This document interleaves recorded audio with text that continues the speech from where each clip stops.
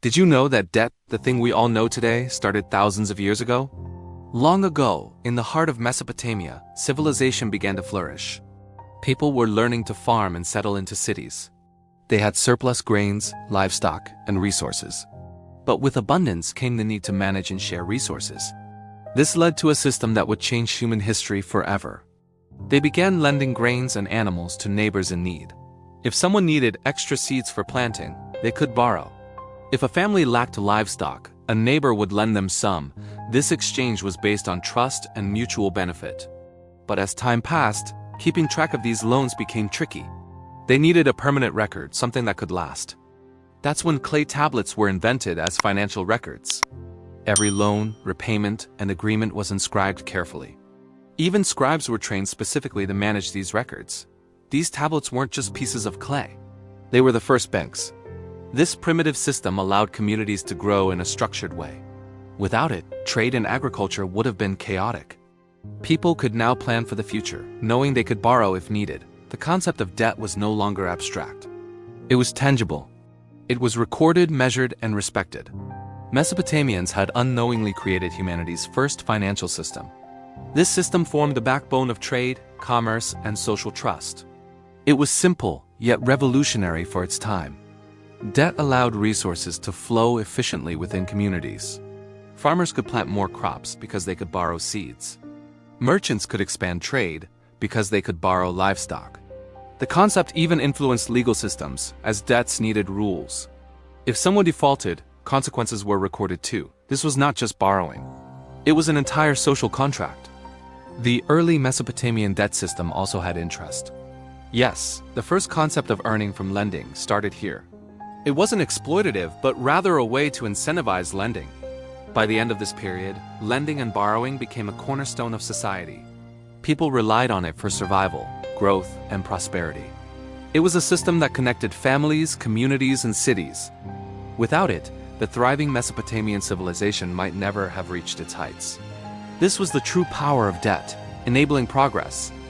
As Mesopotamia's cities grew, trade became more complex.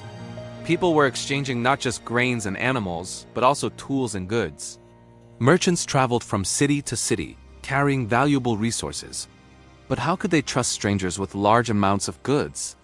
Debt provided the solution. With clay tablets documenting loans, traders could extend trust beyond family and friends. This system reduced risk and encouraged larger, more ambitious trade. Loans weren't just about survival anymore, they became a tool for growth. Even temples became involved in lending. They acted as early banks, holding deposits and giving loans to the community. Interest rates were applied, ensuring lenders had an incentive. These rates were fair and regulated by local rulers. Debts created a network of economic relationships across cities. Families and merchants were linked through borrowed resources.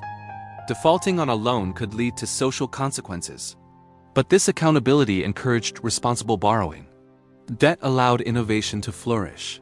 Farmers could experiment with new crops, knowing they could borrow resources. Craftsmen could improve tools and techniques using borrowed materials. Even early entrepreneurs benefited.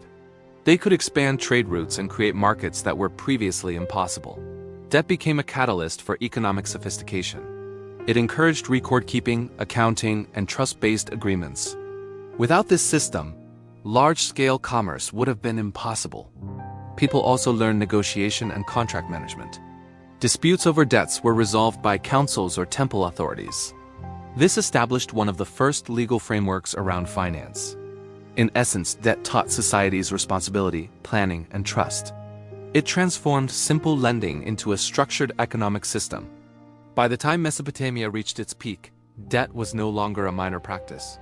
It was the lifeblood of the economy, fueling growth across cities and regions. The Mesopotamian debt system didn't vanish with time. Its principles spread to neighboring civilizations. The concept of recorded loans, trust, and interest became universal. Even today, modern banks echo the same basic principles. Loans, mortgages, and credit cards are all modern extensions of ancient debt. The core idea remains: borrowing allows societies to grow. Debt enables progress, but it also demands responsibility. If mismanaged, it can lead to crises, just like it did in ancient times. But when handled correctly, it fuels innovation, trade, and economic stability. Looking back, the invention of debt was humanity's first step toward organized finance. It taught us accountability, planning, and trust across communities. It shaped legal systems, trade practices, and societal growth. Without debt, civilizations might have remained small and isolated. Thanks to these early loans, humanity learned to collaborate on a large scale. We can see the same pattern in today's world of global finance. Every bank, lender, and borrower is part of a system first imagined thousands of years ago. From clay tablets to digital ledgers, the principle remains unchanged. Understanding this history gives perspective on modern money.